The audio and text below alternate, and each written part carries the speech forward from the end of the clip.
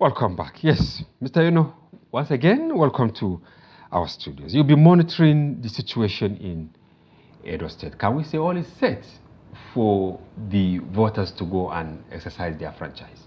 Well, I think we can actually say that all is set. The date is here. Tomorrow is the day, due day, as announced by the Independent Electoral Commission. And just as you have said, barely the next 12 hours, citizens of Edo State will be heading to the polling stations to cast their vote. And INEC have told us, we've been monitoring the distribution of materials also, and we can also actually attest that that has been going on smoothly. So we can say that citizens are actually, it's now the turn of citizens to exercise their franchise. One unique feature of off-season election is massive deployment. Yes. You're talking about police, civil defense, and all that, and even the political actors. You realize that only God knows now how many governors are on ground. Yes, on ground. In some climes, you see elections rarely affect daily lives, but tomorrow, no movement in Edo. That's a challenge that we need to work around as a country, Nigeria. And I've had the opportunity of observing elections, of being part of the 2020 general election in Ghana. In Ghana, our neighbor. Yes, our neighbor. And interestingly, on the day of the election, you could still travel. You could still you mean anywhere. You can move from maybe Kumasi to... Yes, and there's no restriction. So that's something we really need to learn, how to not shut down the economy of the country while citizens are exercising their franchise. We also need to understand that we are not only losing man-hour, the nation is losing a lot of resources in terms of economic activities. And when you ask people who would like to go and open their shops, or those who want to travel out of the state, so even transporters, I mean, just imagine what will happen. Imagine what will happen in Edo State now. Edo State is very critical in terms of transportation. It's like a crossroad of sorts. So it means that the people moving from one part of, for instance, from Lagos to the south or southeast or the southeastern states might have to look for an alternative route.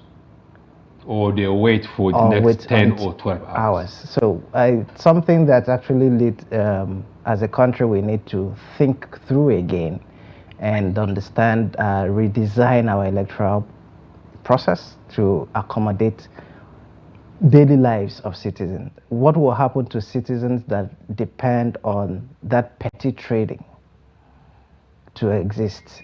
So it means that for the next 10 or so hours, they may not be able to make any income tomorrow. Yeah. So that's something we need to... Another striking thing is we like playing with figures in Nigeria. For instance, INEC said out of 2,629,025 registered voters in Edo, 2,249,780 permanent voters cards have been collected. So if you just look at the figures, it's just maybe around 400,000 that have not collected their voters card. Should we expect this figure? I mean, these people to come out, 2.2 million, roughly. Just like every other Nigerian would desire to have a situation where there is an actual uptick in terms of outcome, turnout of voters on election day. Yeah.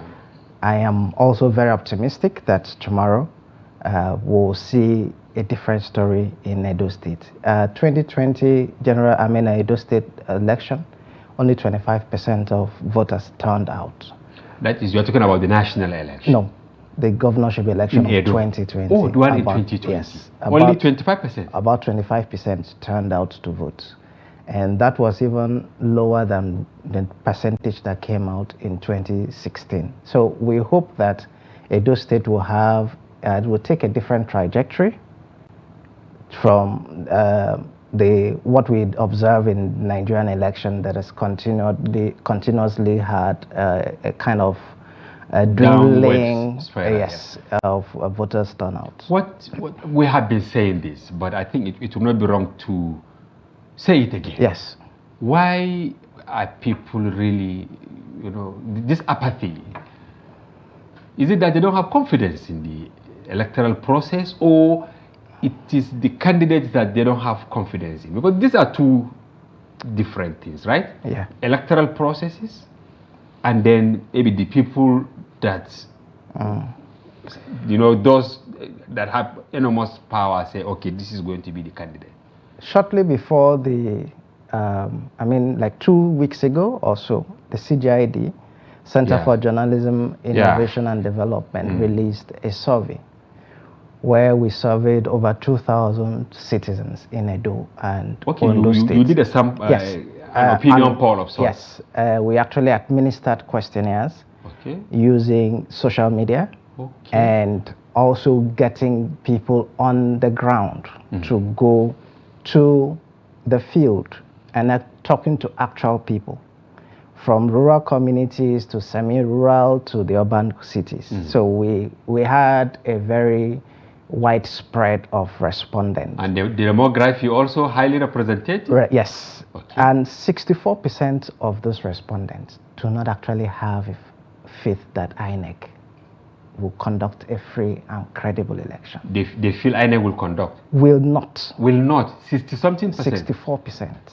So that's something... I mean, is it really clearly a representation of the demography? I mean, there are 3 senatorial zones, you have women, you have youths, you have unemployed, and all that. We were very deliberate in selecting local government. We were very deliberate in selecting communities where we're going to administer the questionnaire.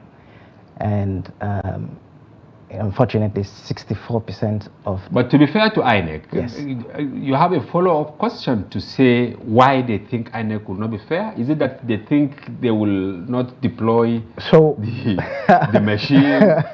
Well, past antecedent, the antecedent of INEC, I think one of the responses we got from citizens in Edo and Ondo was that post the 2023 elections, they feel INEC may perform some form of magic. To deliver somebody. But up till now, you see the credibility or otherwise of the 2023 election remains, contentious. Look at the political parties that made it to the National Assembly. Yes. Look at people who actually went there for a joke, with due apologies, because there are some that they never knew that they will get it, but they are now in the House of Representatives. That's true. And we are still taking the blame to the doorstep of INEC. And this opinion poll that you conducted is really not good for the image of the INEC. But you use scientific method, I'm sure. Oh, yes. So our research was actually very scientific, and it followed all the methods of a proper research, I would say. But in terms of one way to resolve the issue of lack of trust of citizens in the election management body would be for INEC to be more open in communicating with citizens. But how often do you want them to be? Because I was invited like 3 times to go to the national headquarters here. Of course, I was unable to, but our reporters made it there, and they have carried out a number of meetings, stakeholders, CSOs, the political parties, and then they also went to Edo. So is it that maybe you want them to be knocking at doors? No, I wouldn't think that's the way to go. Okay. So let me draw an analogy. Okay, shortly before this program started, the leading headline on the Premium Times is about the alleged attack of INEC office. I think that's Oredo local government in Edo State. And we also have it on the Daily Trust website, because we have quite a number we deployed resources, TV, radio, our newspaper, of course, digital. that should be a major headline for almost every media house. Yes. I mean, considering the sensitivity of what is at stake. Yes. And while reading the report, I saw where the reporter had asked I think he said the assistant electoral officer for the local government, and she's saying, oh, she doesn't have the permission to speak on the attack. Yeah. Okay, they tend to be a bit reserved with information. And he reached out to the national, I think he said the director of information or something of INEC, and as at the time that report was published, there was no response to text message or calls. So I think in situations of high impact, like an attack like this, citizens would like to know what's the nature of attack, what's happening, how does it affect the conduct of the election tomorrow. Whether people will be safe to come out tomorrow. So whether electoral the materials will be available. Even though the expectation is that maybe even the sensitive materials must have been deployed to various locations. Of course, viewers, we are still hoping to link up with our reporter in Benin City, Jonathan Awanye, but for the connectivity. But once we have him, we will ask him a question or two. Now, are you satisfied with deployment of security? In some places, you don't even see policemen, but now you have the police, you have the civil defense, I think in some areas, even immigration, and all that. So I think I read a report somewhere that says over 45,000 security personnel being deployed for this election. And sometimes I think our elections are over-militarized, over-policed, and that could also be a reason for citizens not to come out. Okay. In fact, that was one of the process. Yes, that was one of the reasons that the survey citizens you asked that mentioned. Why do you think would you not come out to vote? Militarization of the even though the military word here is actually just to say that you have a lot of security, because very likely that you will not even see a single soldier. That's true. That's possible.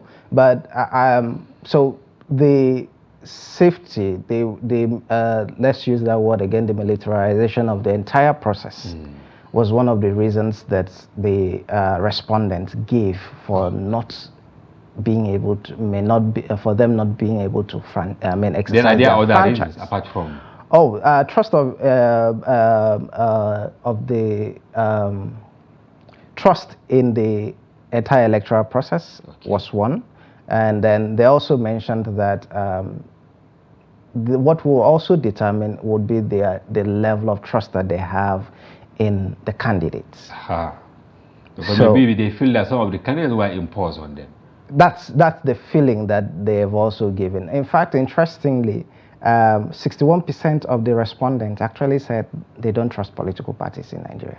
They don't trust political parties? Yes. Then maybe we should now find a way of having independent candidates. That might be a conversation for another day. But you can see, we said about 17 political parties will participate, but people are only mentioning 3, APC, PDP, and Labour Party. And maybe you might want to add PRP, because that's the only party that have a female as a governorship candidate. Okay. So that's maybe we want to say, yes, we want to vote for the PRP. I know this is not a campaign, so of course.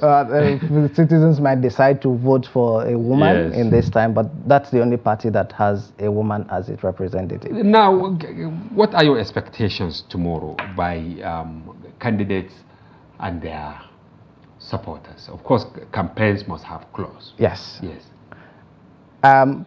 Tomorrow, I expect them to actually continue to urge their supporters to go out and vote. Campaigns are over. We have had all the shows, the paparazzis, we've had the dance parties and all of that. It's actual time to go and determine who actually has the crowd that we have been seeing on TV. So it's no more time for rhetorics. It's now time for action. Let candidates get back on their feet. There's no law that says they cannot continue to urge citizens to go and vote. That's not campaigning.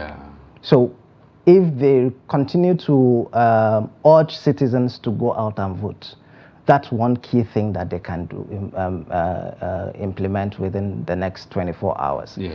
Mobilize your and maybe assure people. the citizens that they will be safe. Yes. Yeah, their lives will be secured. And also rein in your aides from polarizing the entire situation. Okay. We're having a lot of misinformation and disinformation going on all over the place. Especially we here at Daily Trust, using our various social media platforms, we've been debunking, fact-checking. I think that's one of the things that the Nigerian coalition of fact checkers have actually been doing. Okay, finally, before I let you go, how soon do you think the results will come out? Tomorrow is Saturday. I mean, we just had South Africa conduct election, and I think they've shown us that it's actually possible to conduct elections, and within the shortest possible time, we have results. The longer the results takes to come in, the more the citizens, the more the misinformation and malinformation continues to circulate. So the electoral umpire can only help citizens in ensuring that as fast as possible the results come in with no error. Because that's the ultimate thing. All right, thank you very much, Bo, the Deputy Director, Center for Journalism, Innovation and Development, for your informed perspective on the Edo election. And we hope you will come here in the next few days. We're always available. So actually do a post-mortem. We're always on available. what happened, but we hope we have a peaceful election. That's our prayer. Thank you very much for coming. Thank you so much. Yes, and viewers who've been trying to connect with our reporter Jonathan Awanye in Benin City, but for the internet connectivity. It was erratic throughout this segment of the program. We hope that subsequently we will have feedback from Edo. And we'll take a short break now, and when we return, another segment of the program commences. Don't go away.